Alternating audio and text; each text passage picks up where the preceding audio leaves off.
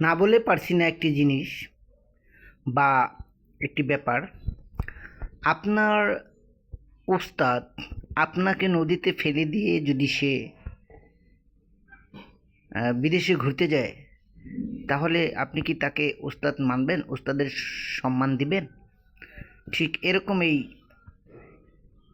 আমাদের দেশের কিছু লোক বুঝতেই পারছে না তার আপনজন তাদেরকে ফেলে দিয়ে সে অন্য দেশে চলে গেছে। এইটা ব্যাপারটা একটু কমেন্টসে জানাবেন।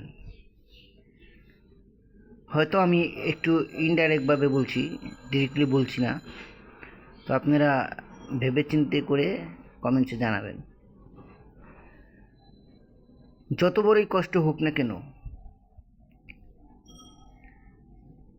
সার্গিত্রে বিপদে ফেলে দিয়ে ওস্তাদ নিরাপদে থাকা, এটা আমার চোখে ভালো মনে হয় না। এমন অপরাধ কেনই করব যে আমার চলে যেতে হবে?